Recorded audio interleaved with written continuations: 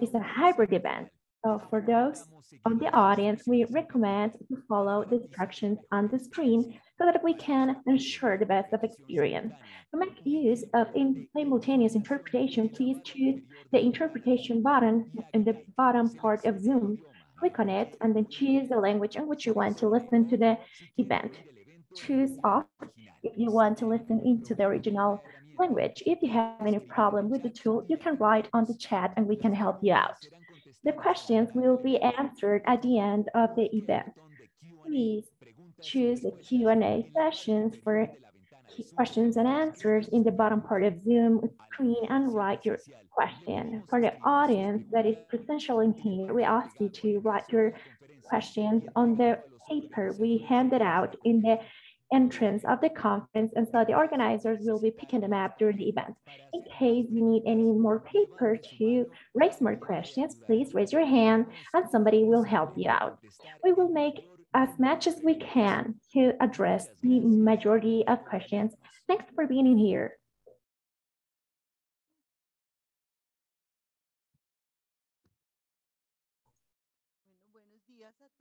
Okay, then good morning, everybody. I'd like to welcome to all of the students that are here, either those from Hacienda Los Alcaparros School, as well as the people from Unica University, from those teachers from PEB, especially those that are involved in technology topics, to all of the teachers that are here present, to Dr. Arnulfo Valdivia Machuca, who is today our keynote in today's conference, and all of the majors and directors that took the time to be here with us today.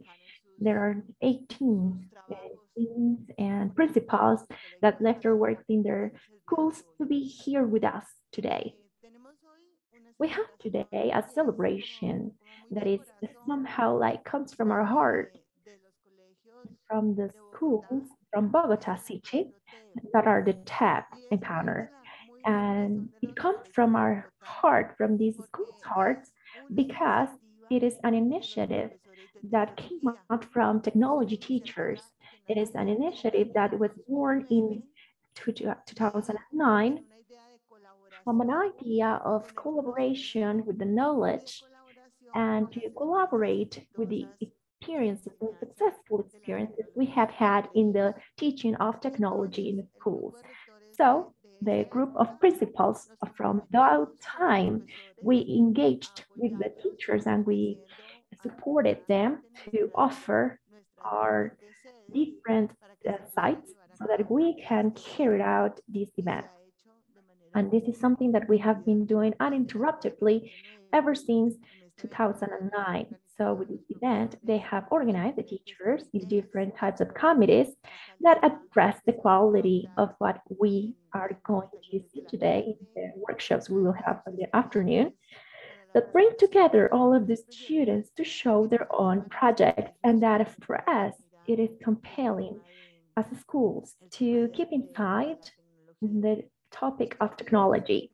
And I think from there, in this year, the topic is quite interesting and it's quite important because we have just passed by a time of our lives, and maybe we have never known or like to gone through when we had a lot of restrictions of a lockdown from the physical contact due to the pandemic. And from there, it was visible for us, and it was quite intense, as much as what we imagined that the technology and digital technology can help us doing. And in a long time, and even now, the education, the work, the entertainment, the life and the daily life, the social relationships, the communitary actions, we found out that there were some solutions that the computers, telephones, tablets offer to us as any option of the technology that allows us to keep on live on, and to be able to find a purpose and a sense in human life. It was also evident that we have not realized before we realize that the way of control and social control ways we have the over information, the gap in the access to technology from those sectors that are the most vulnerable in the population, the gap in the knowledge regarding digital technology, the politicization of the social media and technology medium, the social media have broadened their spectrum as never before, either for the free expression of ideas and opinions and to become a dissemination mechanism for good news of opinion, but also of fake news and unrespectable content, unfair content, and dangerous content as well, so that our youth was pending in an ethical threat that as technology teachers, we have to address as well at any given life-based time.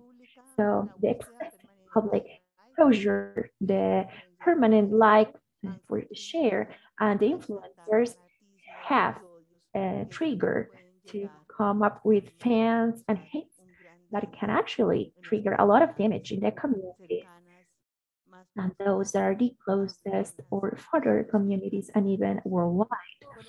That is the reason why this TED conference and this moment of reflection on what can entail the technology education at this time of the post-pandemic period is maybe one of the most important movements that our education system can come up with. I think that at this time we have to ask ourselves, how is my world in the world? Is it really that the global citizenship was imposed to us in one certain way, and now we have to find the coordinates that make possible to have a human life sense and purpose? That is why I believe that in today's conference from Dr. Arnulfo Valdivia, it's quite important.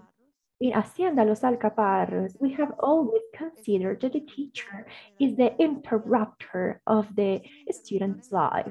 It is the interruptions in both ways, in the sense that it disrupts the ideas the student has. It has to come up with divergent questions and the day-to-day of the tasks of the student. He interrupts on the regular course of their regular life so that they can find out all of the things that are hidden from what we teach or from what we think we believe is reality, but as well as the interrupter in the sense that it lightens up the light.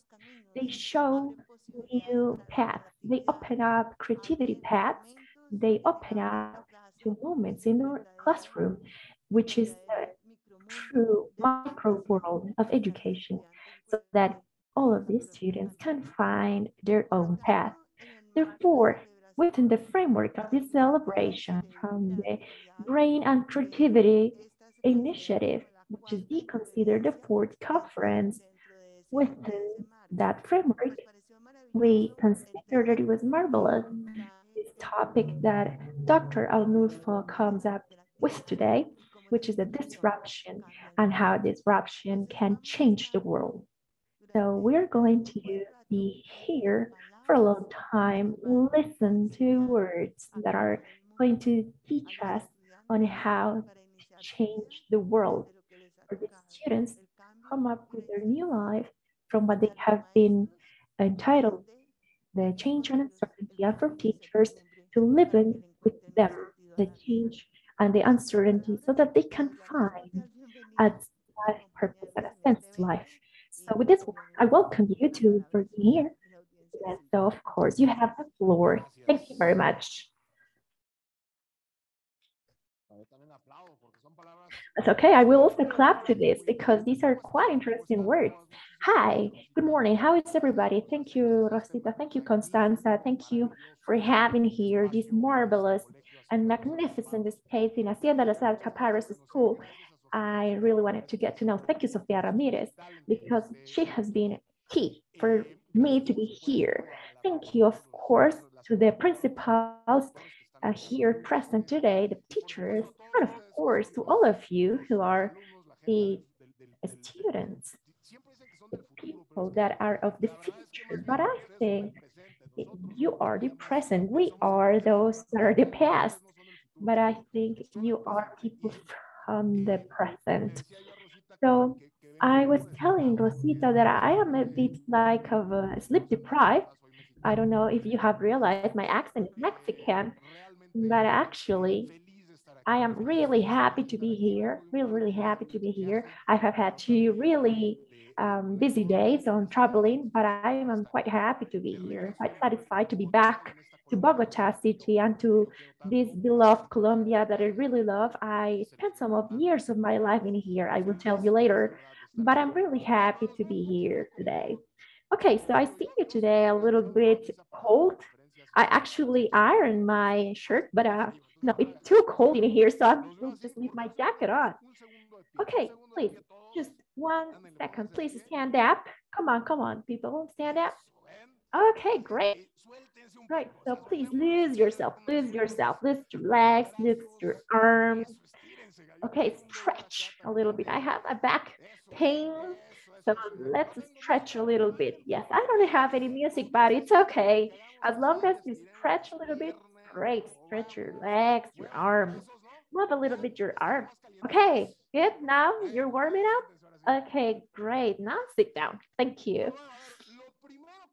Okay, so the first thing I wanted to mention was that I don't want you to think that we were not, I am not this speaker. This is not my twin brother in the conference. This is me. I just already had the short hair before.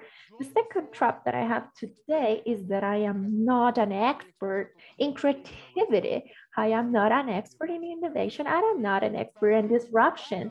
I was invited to provide these talks from what I've done before in my life. One day I realized that they used to say I was creative, I was disruptive, and I was innovative.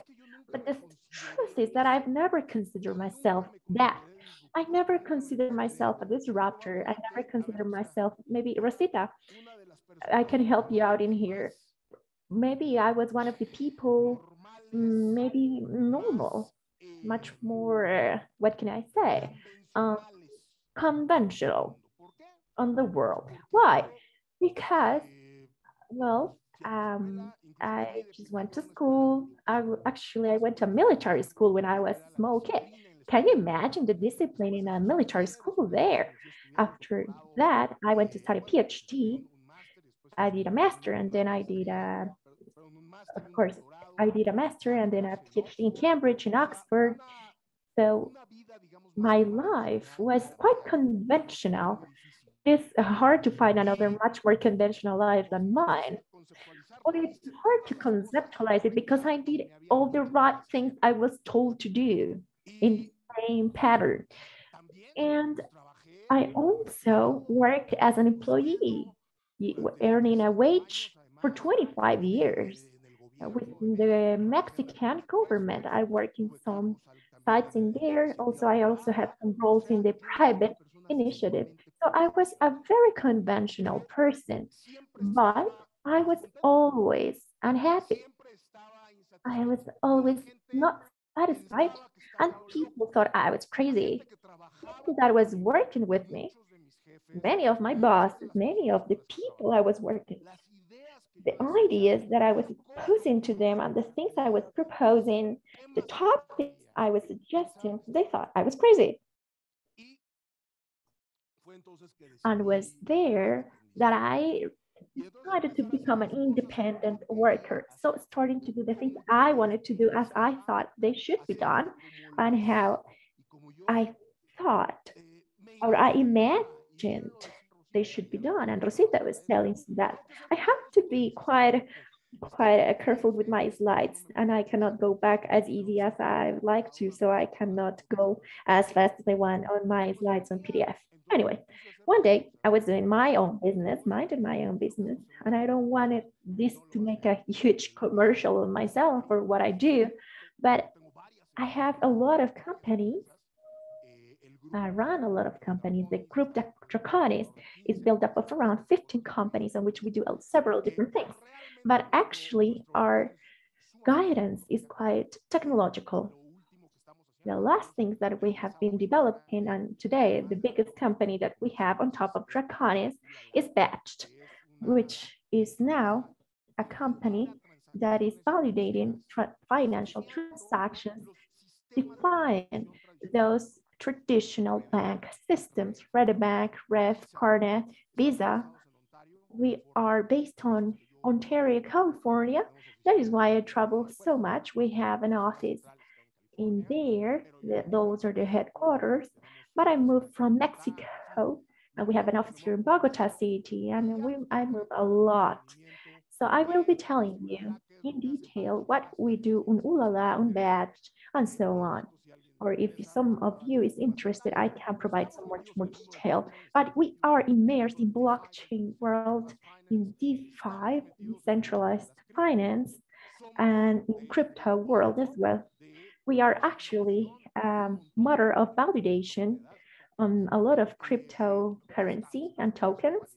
Of course, we're validating NFTs. So that is what we do.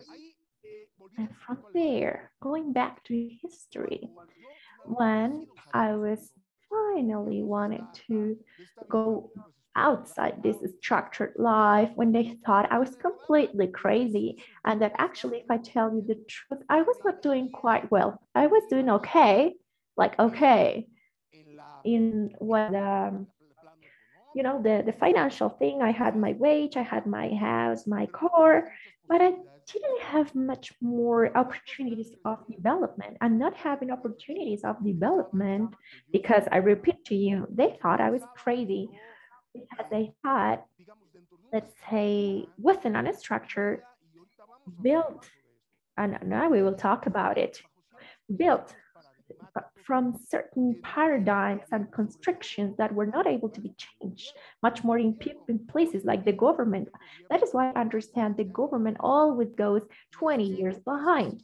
And because it's impossible, or it's very hard to change something from the creativity and ideas in those spaces. And so that is why I repeat, I am not an expert in creativity. I am not an expert in innovation or disruption, but they invite me to tell a little bit this story that I think that in the end, it ends up being a story of creativity, of innovation and disruption. And I'd like to tell you that you should not be afraid of thinking differently. That is how I'm going to open up and close my story, my conference, and the one who wants to leave can leave. But indeed, when somebody tells you that you're crazy, they are or that they're completely crazy, or that you're thinking out of your mind, probably you are reaching a really good path. You're in a really good track of creativity and innovation and disruption. Okay, so what is creativity? So I'm not a theoretical guy in this. I will just share. It's not that I have not read about it. Of course, I've read about creativity, about these topics of innovation.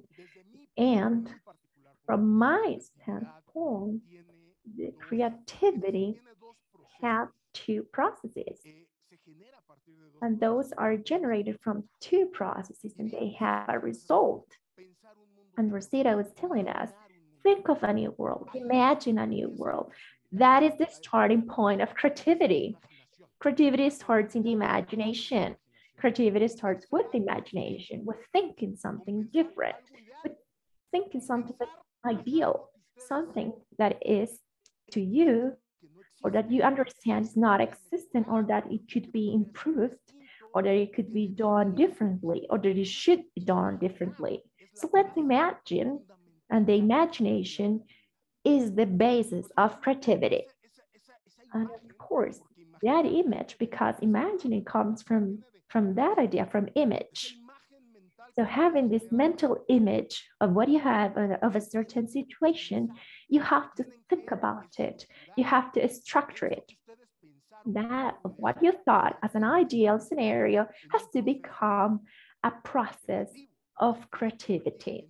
It has to become an idea. And then That is why I think that imagining something and thinking of something that how can it become a reality and how can you bring it down to earth requires ideation. And that is the sense of result of imagining something and then structuring it in a mental way. So imagining is seeing the world in a different way, in a different sense. Thinking is building new neural connections. So think differently is what I meant. When you imagine something different, it's because that is non-existent. The way it exists, in which it actually exists, and that the way it is today can be understood through certain neural connections and certain brain structure that is already implanted in us. Thinking differently is creating new neural connections. When somebody thinks differently, and that's the reason why I was telling you the crazy, the outlier, the different, the one that does not understand the things as they are. Well, that's wonderful because they have different neural connections. And so when you are able to find these different paths to be able to reach the door and to leave this auditorium, I can either walk through here and go back there. That is the neural connection we have today. What if I just go back there on the backstage and then I come down here and then go up there and go and leave the meeting? It's longer, it's less efficient. It's probably, yeah, that's the case, but it's different. And probably doing all this turnaround, I find it something different that if I just go straight forward, I will not ever find out. And that is the basis, that process of being steering, just going straight because you've been told to be doing it in that way because it's easier. And it is, yes, it is. Because you've been told for centuries that it's the way of being done. But what if you go on the backstage? You will see some things that you've never seen before. If you've never ever seen, if you never ever tried, even if it's longer, and maybe back there you find there's a door that you can actually exit in a fast manner. But since you've been told to be doing this, which is easier and faster, and you've never discovered what is back there, that ideated, the ideation, so connecting this process of building these new neural connections allows us so that what we imagine and what we look for a different manner of carrying out is now becoming an idea, which is ideation, which is reality plus idea, realizing, coming up, bringing down to reality. So idea plus reality to make through and to connect the process that we've been doing so that we can impact on our reality, our material world. So this takes us to, at the end of the day, to a creative mind. And what is the creative mind doing? They just join the dots or the patterns in a different way. They connect things in a certain manner that makes it so that they operate and impact in reality in a different manner from what we've been told to impact reality. That is creativity. Creativity is a way of creating new mental patterns so that we can impact reality. And therefore, to create a different reality, an unexplored reality, an unexistent reality. What was done before? You know, that they say the earth is flat, and if you navigate through there, you will fall. No, I think it is round, and I think if I go there, I'm going to turn around and I will be back here. You see? And yes, that was the case. It was actually the case. And yeah, the earth was round. That is the basis of being able to innovate and to be able to think in a creative way. Now we have already somehow defined what creativity is. Then what is innovation? Innovation is to apply the creativity in a practical manner with the finality of improving a product, a service, or a process that is already existent. Okay, so you are a creative person. You found a new neural connection, you created new mental patterns for a certain topic, and now innovation is to apply those new neural connections to a process that is already existent, or a service that already exists, or a product that already exists. How do I manufacture a device like this? That when the presentation is on PDF, I can go back to the previous slide. You see? How is it done? Well, today, it might be one of the most advanced devices, and it is not able to do it. Then how can I make it work in that way? Innovation is the answer. It's just innovation. And I assure you, my friends here from the technical team, that if I would invent a device that allowed me to go back to the slides on PDF. Oh yeah, because the Mexican guy was there and he was telling out loud, and I want one that goes back, then I will buy it.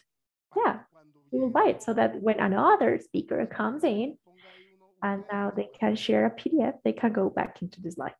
For example, that is innovation. Being able to think out of the box so that we can impact on certain products, services, or processes that are already in place. And what is disruption? So first, let's come up with the definition, and then I'll go back into the real point of this talk. Then what is disruption? It's a rupture. Disruption is a rupture. Disruption is to change in a significant manner the way a sector, industry, or solution operates. So going back to this device example, what if I tell you, let's not use this device? Now, what we're going to do is that my presentation will be using a hologram, and I will create a device like in a Star Trek movie. Well, maybe I'm being a little bit disruptive, because it's not as disruptive because it is already existing in a Star Trek, but not in reality. So maybe my presentation will be a hologram, and now that I just move my hand and hover it, it will just change on itself. Then that means that either this device and this screen and all of the technical team now becomes useless or pointless. It goes into disuse because now I come up with a machine that is able to move the presentation so that it becomes a hologram. Now I have just changed the market of presentation in PowerPoint. And I have done a rupture. I have been disruptive.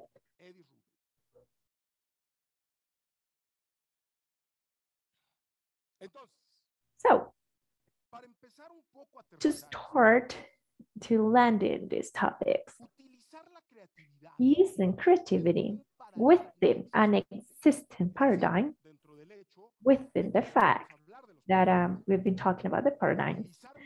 So using my creativity, my new neural connections, my different way of seeing the world to improve the device that now it's able to go back and forth, I am innovating.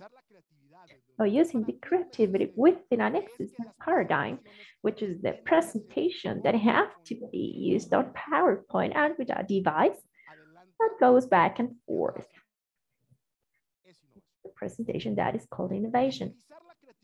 Now, using the creativity to create a new paradigm and to say, why do we have to use PowerPoint presentation? And why do I have to use a physical device that goes back and forth?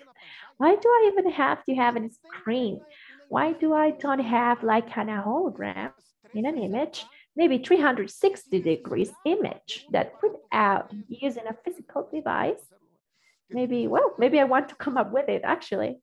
But without the physical device, I'm able to surround the audience in a 360 degrees so that they can see my presentation, and I just can change it moving my hand, and so they can see it without a physical medium.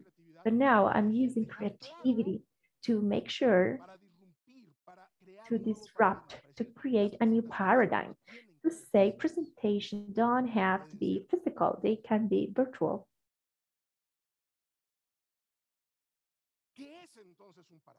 Then what is a paradigm? There are several authors that have talked about it. Who is one of those authors? One paradigm is the way things are done. That's as easy as that. A paradigm is the way things are done. So that we have a paradigm, the first requisite is that there are a set of principles that are acknowledged in the community or generally recognized.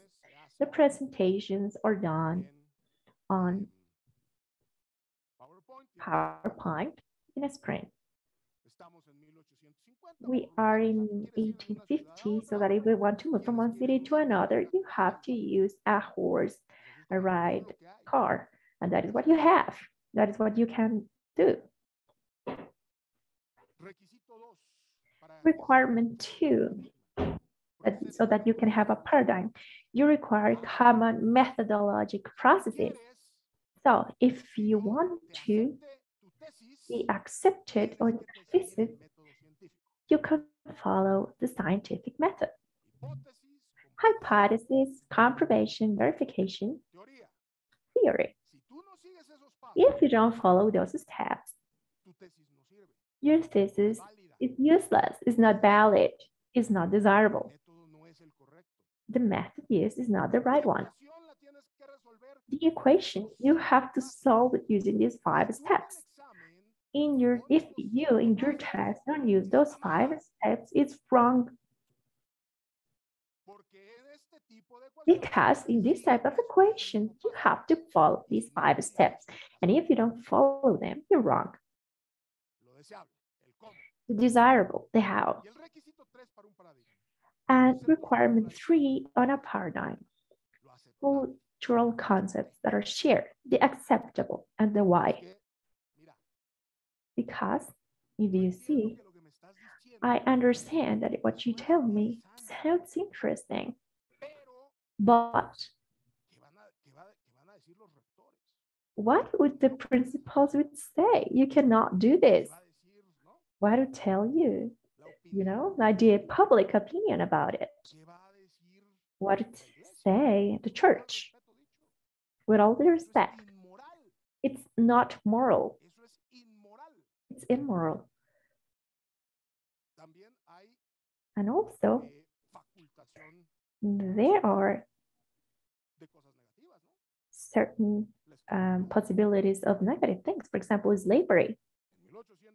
In 1860 in the United States, having a slave, nobody was saying it was wrong. It was possible to be done. They said it was okay.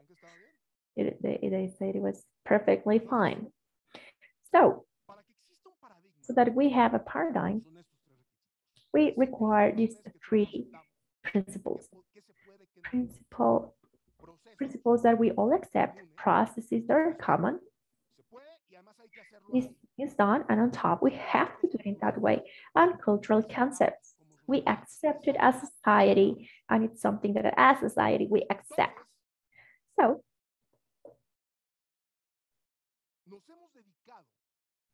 So we have dedicated, and as Rosita was telling us, that we have created institutions from the whole history of humanity that what is desirable, what is possible, and what is acceptable.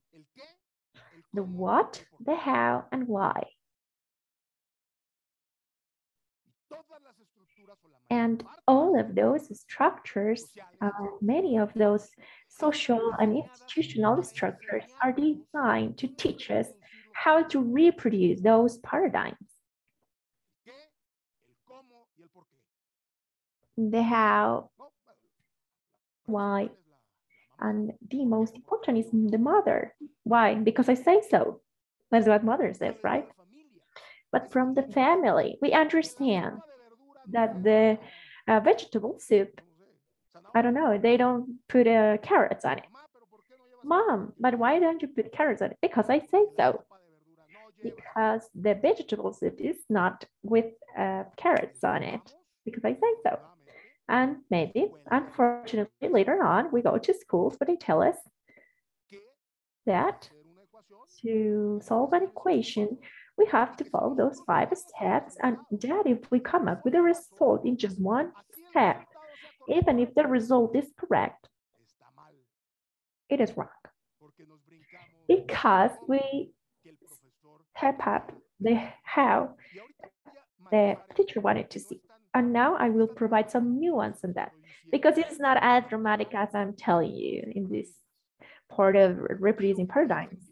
I don't want you to think that I am against breaking all of the paradigms and all of the traditions. No, it's not the case. I will tell you what, but I'm just exaggerating the damaging part of reproducing paradigms, because during centuries, we have been a society on which we've been told on what is the correct, how is correct, and they have been justified through guilt, through the ethics, through the moral, through the immoral, as if it was just an absolute principle, what is ethic, what is moral and immoral. So, but even though we all know that is a relative principle, because even the person that is setting up the rules of what is moral and immoral, that for centuries was the church, in the case of the Western culture, the Catholic Church, it has changed 1,000 times what is moral and immoral. It's totally relative. So, the majority of our structures and the structures from what we've been raised and brought up, mostly the generations that have certain youth accumulated as mine, are structures that are totally reproducible of paradigm. They're just old and they just go against creativity and therefore of innovation and much more of disruption. So when Galileo Galilei was telling us that the earth was round and it was not the center of the universe, but the sun was the center of the universe, he was murdered. Well, not murdered because he said that no, he retracted himself in last minute, but he was going to get killed. I mean, that's what he said. And if he sustained it, he was going to get murdered. Someone that wanted to disrupt the idea in astronomy was going to be killed. Why? Because they had to reproduce the paradigm that the Earth is the center. And so, of course, if we protect certain topics, and if we have to take into place the paradigms, it's important because we cannot live in a world where everything is relative. We have to transmit certain knowledge and certain standardized ways of reproducing the knowledge, certain principles, certain processes, values that allows us to provide a certain continuation and a certain predictability.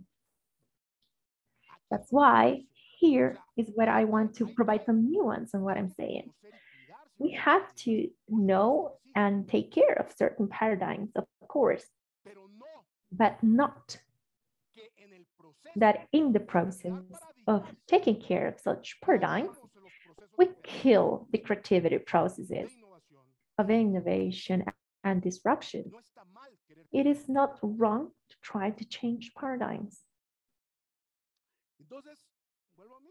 And so I go back to the same thing, to kids, to youth, and not only what I want to say, the formal institutions like church, but also the families in the communities as well. They want to impose what to think, how to think, and why think in that way. Of what that is disruptive. If I say I want to create a device that helps us from using screens and to have a 360 degrees in a hologram presentation from this guy in there. No, that's not possible to be done. No, you cannot do that. No, you can't do that. There is not a machine that can do that. Okay, but what I'm telling you is that I want to create the machine. No, you can't create it because the hologram in a 360 degrees cannot be done today. No, don't even try it. Just don't do it. That is what I was told many times. Today, we have 15 years old, 15 years doing blockchain, understanding blockchain, and they told us that it's not possible to install a system that is not centralized from authorization and validation and financial transactions. They told us it was not possible to be done, but it was a crazy thing to do. And here we have Bitcoin mining currency in a not centralized way, and there's matched. We are a company with 5,000 validators around the world validating transactions from this debit card and credit card, validating every single day. 12 millions of transactions through 5,000 people, young people or not so young, sitting in front of their computer, validating transactions in blockchain. That is why the night we upload in the night, and we call it batch because we upload it in batches. For those that are technically the V in here, I tell you why it's called batch. And they told us it was impossible to be done. Who is going to trust in a financial transaction that is not, with all due respect, going through the bad paid validator in Bangladesh in a warehouse dying of heat? That the only way of validating in a trustworthy way of a transaction was with a guy there working in front of a computer using an Excel spreadsheet that takes you 72 hours to create this transaction, by the way, or that they cannot work, or that you cannot work on holidays or weekends to withdraw money, or if you just send the deposit, the transaction, as you mentioned, you take 6 months to go back because they don't know what it is. We know in real time using blockchain where each transaction is going. And that it's much more transparent for the user because it's public. Blockchain technology is public. And they told us we cannot do that. Of course, so what that is disruptive or what is traditional, it is impossible. A how that is creative, of course, is undesirable. So if you need 6 steps to solve the equation, if you don't write it down, it's wrong. Okay, but the result is okay. No, it's wrong anyways. And of course, a why that is innovative, it's qualified as unacceptable. For example, we're going to abolish slavery because we think that people of darker skin are equal to us. No, that cannot be done. That is not acceptable. We need them to pay them quite few wages, low wages, and to exploit them, to hit them, to beat them. Like, how are you going to tell me that somebody that I need to abuse on to work and to beat him is now equal to me, humanly speaking? No, that is not acceptable.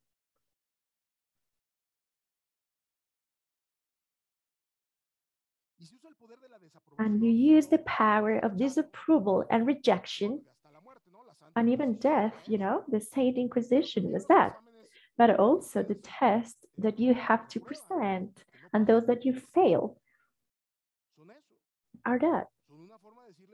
They are a way of telling you that if you don't do what I say of how you have to do it, then the way in which you think is not valid, is wrong. And therefore, I'm not going to accept it. I repeat again, there are things, and I'm going to reach that slide, there are things in which we have to learn on the existing paradigm. But of course, on top of that, for the ladies and gentlemen, teachers here present, we have to find a balance. What is it? I don't know. I'm not a teacher myself. But we have to find it. I'm not even an expert in this, but it's something that I experienced and I suffered it in a military school. Can you imagine what I have to go through? Understanding that the method could be different, that there are certain things that you put on in different ways and you can bend some things, but in the military, you cannot bend anything because you can be even submitted to beat and physical correction. You know, they used a table to hit on my hands. Therefore, later on, I became a hippie and I just got my hair in a different manner. And I went to California and opened up tech because I was really tired of being hit and beaten on my hands. So we do all of this as institutions, and then we just complain that the young guys out of university lack of creativity. Come on, how can they be creative? If we have been doing for 20 years at least, that being different and thinking differently and doing things differently, and that wonder and question things are wrong. It's wrong. How can we have societies that are innovative, disruptive, and on top of that, in America, Latin America, or African countries in Southwest Asia, not all of them, but we are societies that are totally, sorry, the redundancy, we are totally, absolutely on our absolutism. It is as it is. And there is a strong government, and there is water, and there is a church, and there is a military, and that is how life has to be lived. And then you complain, no, it's terrible. They just don't know what to do. They're not creative. Of course, like how can they be creative or disruptive? How can they create anything? Why do you create thousands of disruptive companies in the United States and not in Latin America? Not less, a lot less companies are created in Latin America because we think we're crazy if we think differently. Because if you go and you say, okay, when I was young, I went to propose to businesses. And I told them probably it was in 1990. And I wanted first to start a franchise business on healthy foods, of salads. And I wanted to ask for financing. And they told me I was crazy, that that product has no future. That the healthy food, like those are for rabbits.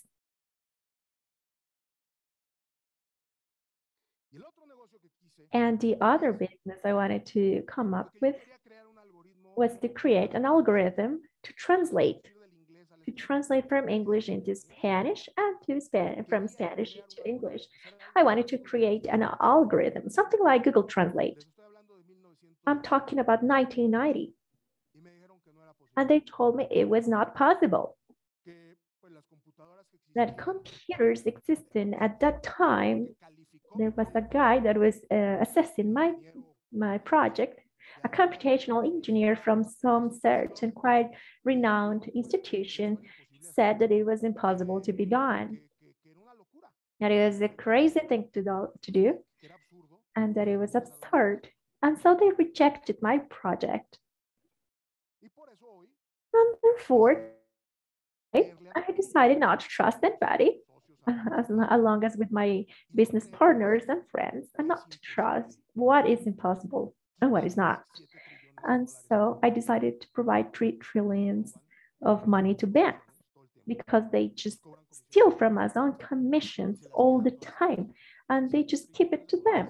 $7 trillions per year worldwide in the banks from the commissions they get from the ATMs or when you pay your transactions in the supermarket or in a restaurant. 80 institutions that on top only provide debit and credit card to those who do not need the money, but only to those that can be overcharged. In 80 institutions, there are $7 trillions each year. And there are people that think we are crazy, willing to democratize the bank and to provide debit cards to undocumented migrants who do not have, many of them, not even an ID. And how can you provide a debit card to somebody that does not even have an ID or have a driving license? Well, I will give it to him. And since you do not want to authorize my transactions because you think that the card is risky, I will authorize them myself. So I will create a model for validations on financial transactions so that I can authorize my own card. And then what happens? That there is people creating something really weird that is called cryptocurrency that do not have validation models. We do have validation models. And we believe that the bank can be for everybody. And we believe that the earnings on authorizing such commissions, which are always unfair and too high, that today you're going to buy a bigger jet because of those of 70,000 feet is not enough for your parties. And now they want a 25,000 feet jet. We believe that the bank and that we can hit on the bank on a global, to chase the Wells Fargo, to Morgan Stanley. Yeah, we believe we can hit on those. Yeah, with respect to Davivienda, to Bank Colombia. Yes, we can beat them. And yet we can take a lot of the shares and earnings and to redistribute them in a better manner. It is not impossible to be done. As it was not impossible, my salad changed because today's the market already too crowded, and how Google Translate was not possible as well, as I was told before. So creativity is developed, innovation is practiced, and disruption is to take risks.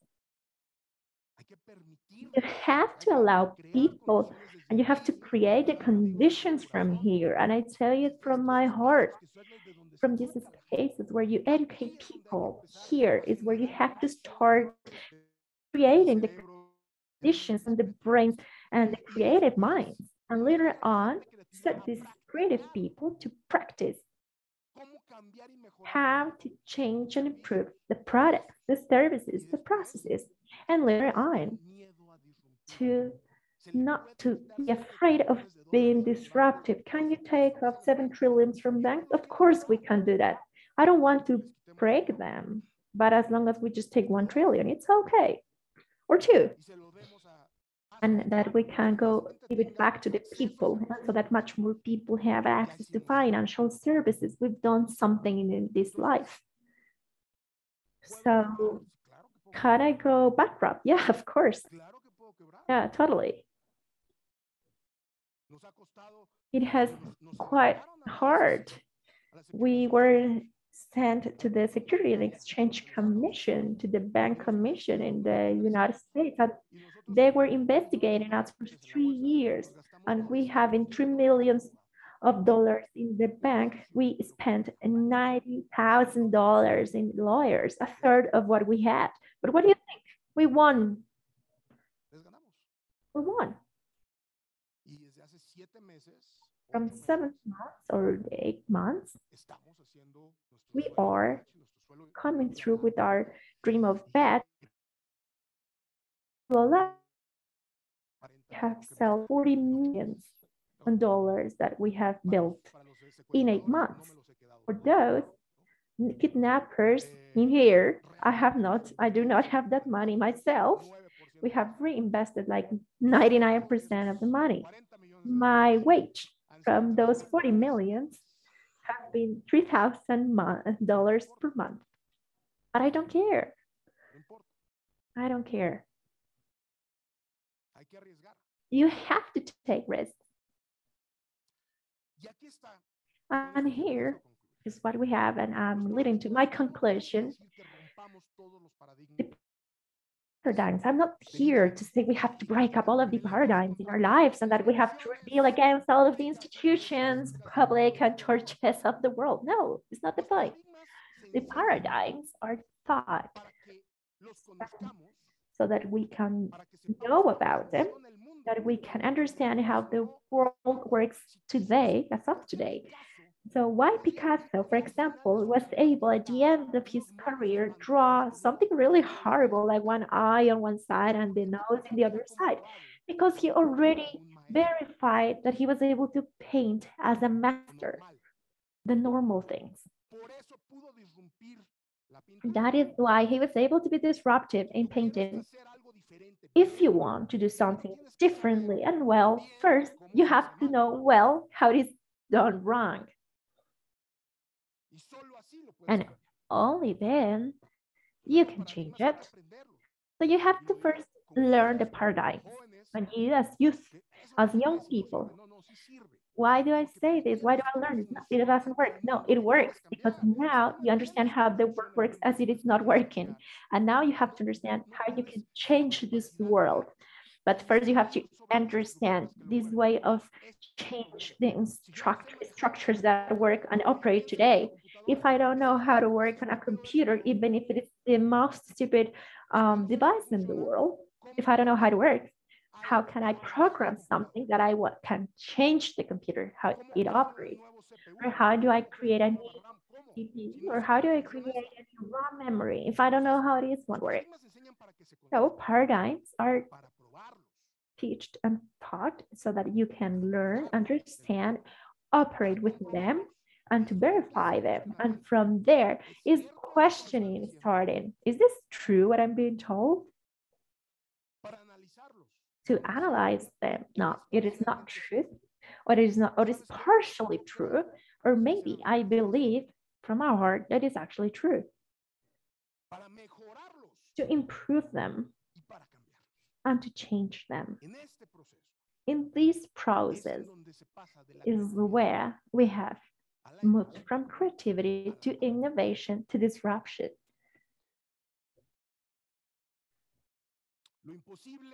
What is impossible, undesirable, and unacceptable are only unacceptable, impossible, and undesirable within the limits of a certain paradigm. If we change the paradigm, the impossible can become possible, the undesirable can be desirable, and the unacceptable can be acceptable. Please understand that when somebody tells you this is impossible, this can't be done, they are operating. They're not bad people. They're not bad teachers. They're not bad parents. They're just operating within a paradigm that these people was brought up and that they believe. And they've never asked themselves if there is any different paradigm. Or in my paradigm, I was thinking that maybe one day in the world, we had a movement towards the healthy eating and the healthy food and healthy life. When I was starting my salad food change franchise, and the guy that was assessing my project said, it is not possible. He thought otherwise. So within his paradigm, it was impossible, not feasible. Without knowing, my paradigm was different. Thinking that within that paradigm, you have to think of the multiverse theory, you know? It is one universe, one person, and for in one universe it's impossible to be done. It could be quite possible in another universe, because in that other universe you don't have gravity, for example, and you can create something that floats. If you change the paradigm and the universe, it can become possible. And so, and understanding that if we change the paradigm and the context on what we're thinking and what is desirable, what is possible, in a different context, then we have innovated or even we have disrupted the market. So Steve Jobs was mentioning that technology is nothing. We have here teachers on technology. Jobs said technology is nothing, the creator of Apple. The important is to have faith in people who are very smart and intelligent. And if you provide them with the right tools, they will do marvelous things with them. We have to give the people the magical opportunity, the fantastic and beautiful opportunity of knowing that the paradigm in which we're living is not something different, but a set of principles, processes, and values that we have decided to adopt. But when we change this paradigm, actually you're free, because in that paradigm, everything never allows anybody to tell you no. Everything is possible. Thank you very much.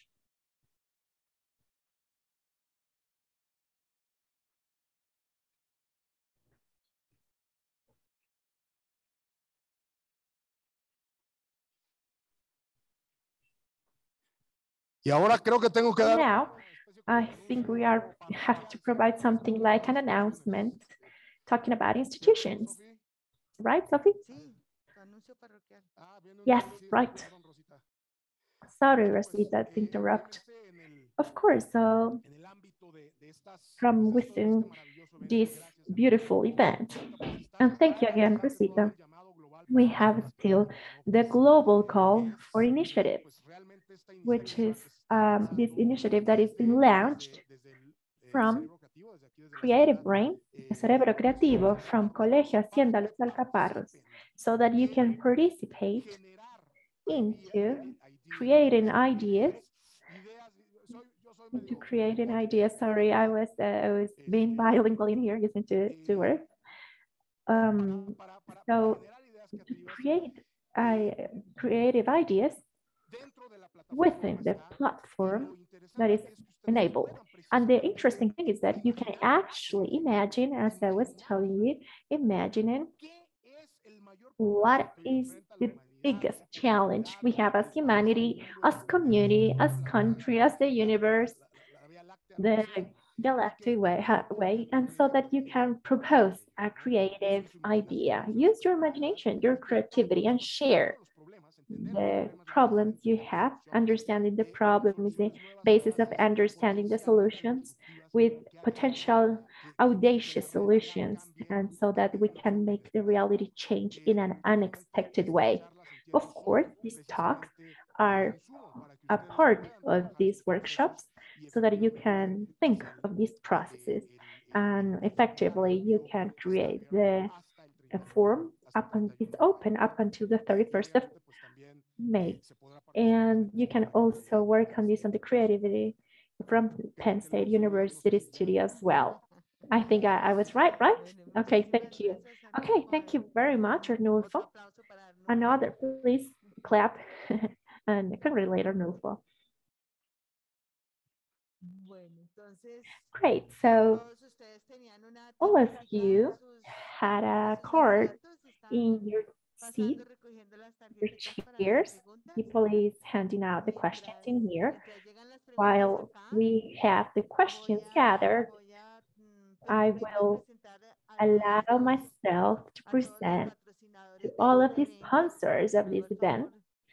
So please, if you can come up here, we can clap at you. We have Janet Griffin,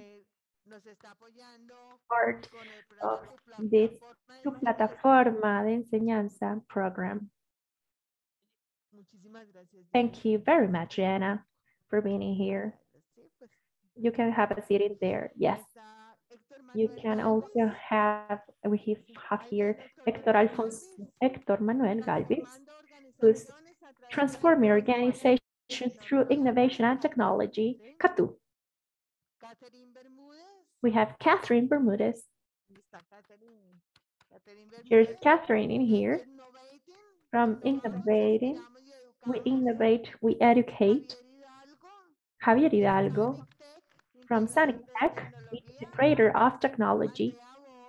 Andrea Borges Pinto from Editorial Machine, Make, which is the platform of digital reading for youth and kids reading, which is the most famous in Colombia. And we also have in here to Electroequipos Colombia, which promotes the innovative and teaching tools, who's represented by Federico Centena. We have Sara Dominguez from Campus King,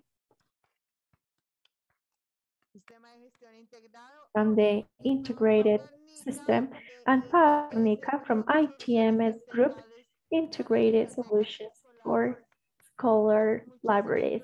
So thank you very much for being in here, for your sponsorship to this experience in TAP, and you will have several workshops for all of those providing the information on their products for those present in here. Thank you very much. Great, thank you. Thank you. Thank you very much. It's quite important, your presence in here. Okay, so now we're going for a Q&A session. Okay, so I finally removed my jacket. I just took it off because now I am getting warm in here. Maybe it's because I'm excited. Okay, so which or what are the critical factors to take into account when you generate new paradigms? Okay, I think that in here we have a comment from what I was saying before, which is providing nuance. There are things that cannot be done under certain paradigms, and you have to wait for the right time. For example, Netflix. When Netflix comes out as an idea, and the idea of Netflix was coming up in the midst of the 90s, from the idea, and it was not coming up as a streaming enterprise, but what they did, it was that they rented videos and they did not charge for the late fees, which are, you did not have to live through that. I am older than you, but in the 80s, if you wanted to watch a movie, you had to go to Blockbuster or any place, at any physical place where you have to choose video cassettes. You pay for them as rental for 2 days or something like that, 2 or 3 days. You went home, you watched the movies, and then you have to turn them back. If you were late on the return, they charge you a lot of money. But on top of that, you have to go physically there, either to get them until Netflix, what it started to do in the 90s was to send to your home the videos. They did not charge for late fees, and then they went back and removed them from you, like pick them up back again. So it was kind of like a very handcrafted streaming, right? They provided you with a physical cassette, a couple of movies, and then they went back and collect them, and they took them back to the center master. And then from there, I talked to those guys, and from that moment, they knew they wanted to create a streaming platform, but then the internet was not as potent as today, so they could not stream it, but they had always in mind that project. So once, let's say, there are certain things within what is disruption we call enablers. These enablers are the things that make possible. Those are the ones that allows us to come up with something. So when you want to be disruptive, then there are 2 things that you can do. Either wait for the disruptors to create to exist, or to create the disruptors, or both. So, for example,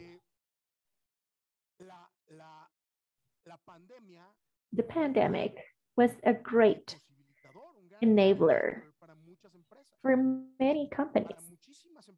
Many companies. It was a great enabler for the traditional companies, not, but for those innovative, it was.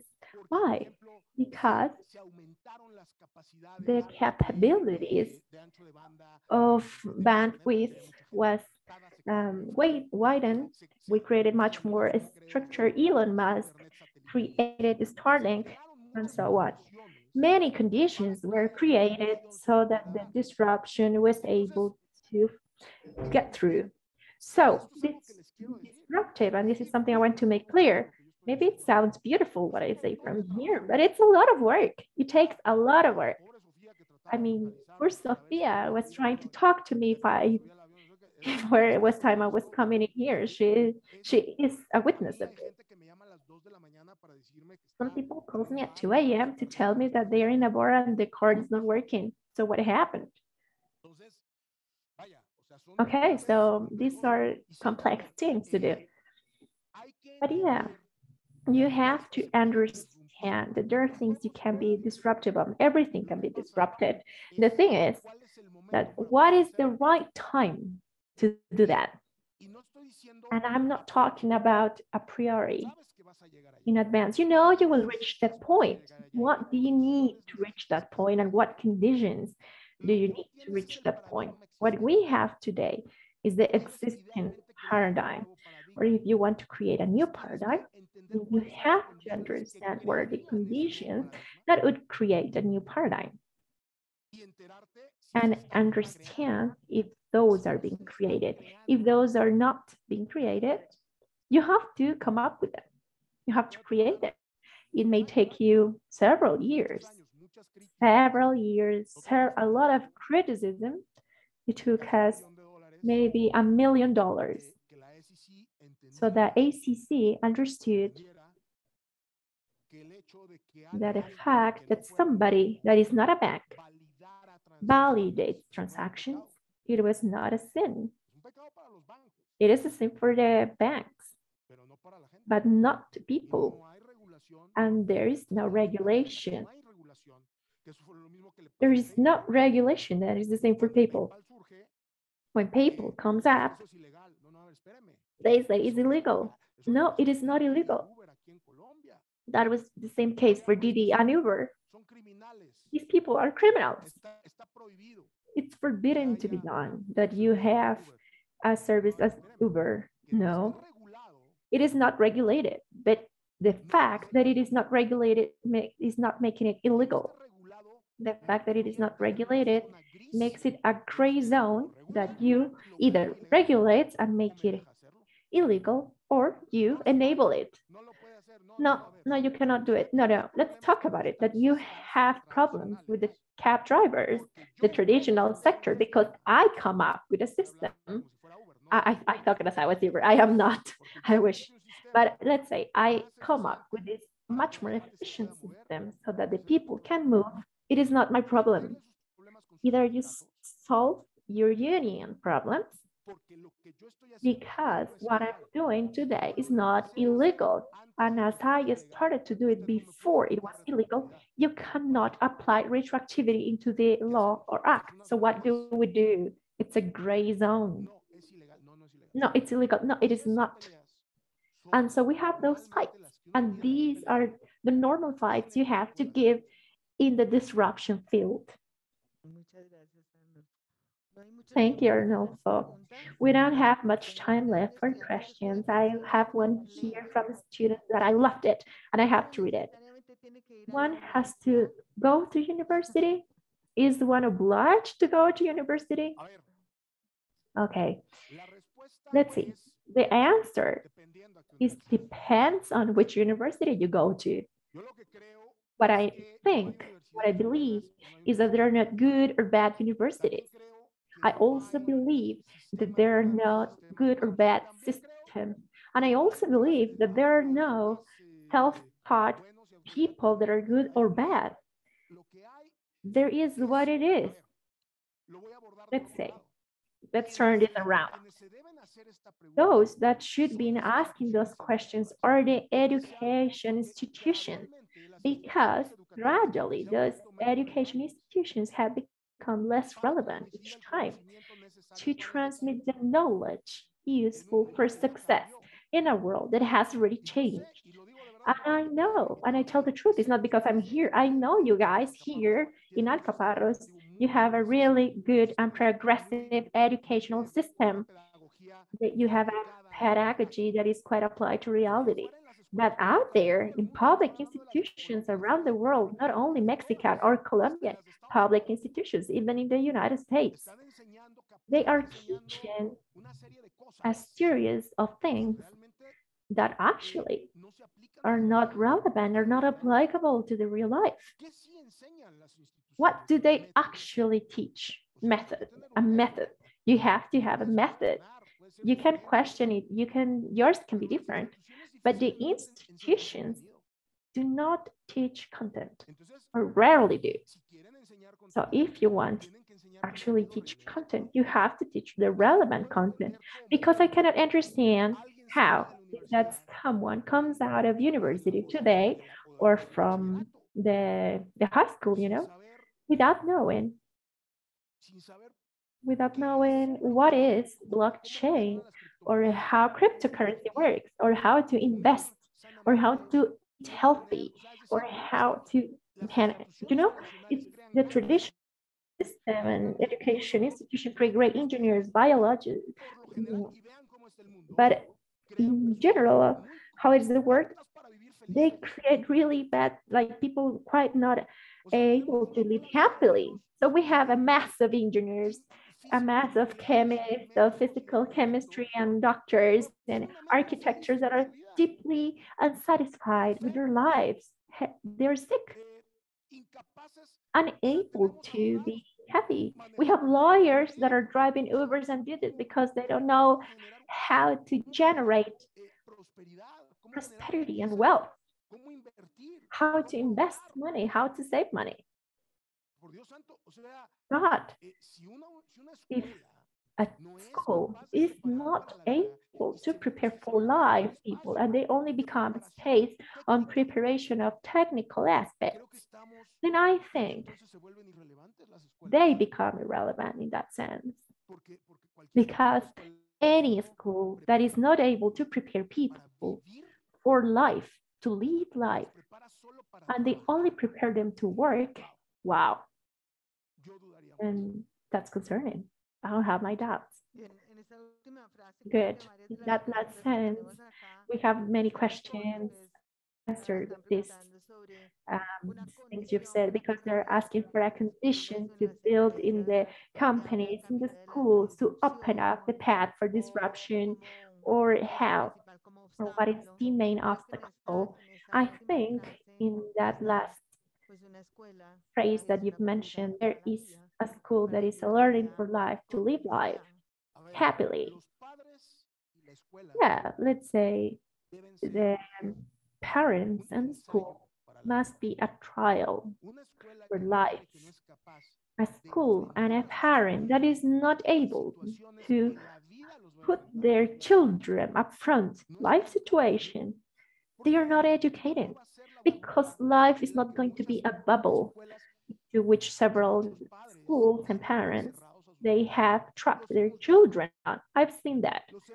We have seen that. The most successful people, with exceptions, of course, because this is a generalization, but the most successful people is that people that has gone out there and has faced life and its challenges.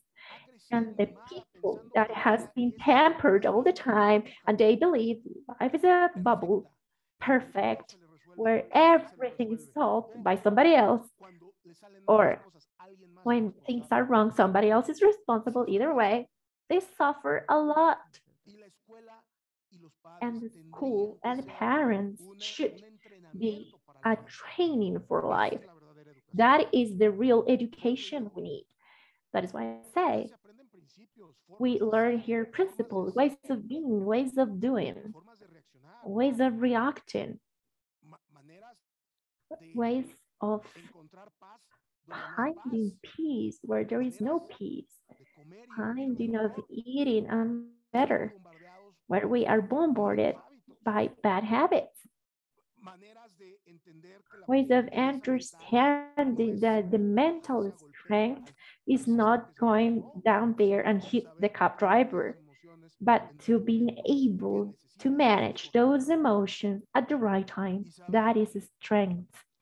And knowing that a life and success in life is built on material wellness as the basic thing. And if you don't know how to manage your money, if you don't know how to multiply your wealth, you will be miserable, and misery is not good for anybody. And if you do not know how to manage your emotions, your passions, and your impulses, you will crash many times against several obstacles. And if you do not know, and I wanted to conclude my answers because here now I'm told in Deepak Chopra talking, but the reality is that if you do not know that you come to this world to be transcendent and to go beyond,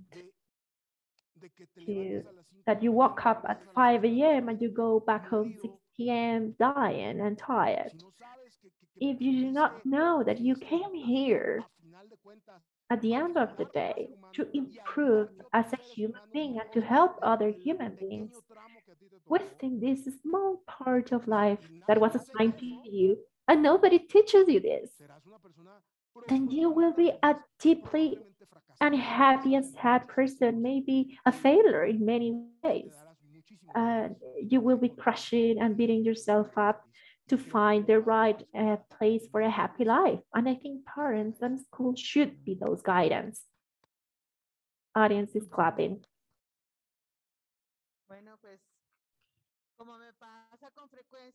So what happens many times when everything is quite becoming interesting, then we have the enemy that is time.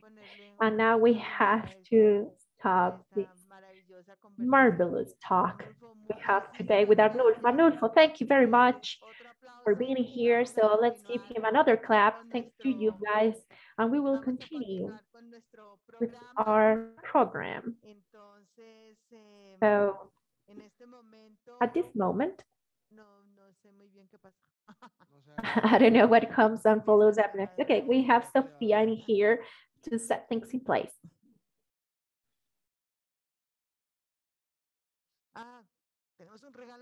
Okay, we have a present for you. A marvelous gift. It's a book from Rubén Afanador and Ana González that is The Daughters of Water, Las Hijas del Agua, with all of the cultures of Colombia around the topic of water, on the topic of women and water. Thank you very much. So now we are going to go into the workshops for students in the building of primary school. Okay, great, thank you very much. The principals are now going to be gathering with Arnulfo in the building in the primary school where we are going to finish. So now I will go with you. Let's go. Okay, thank you. I think we have to remove the microphone.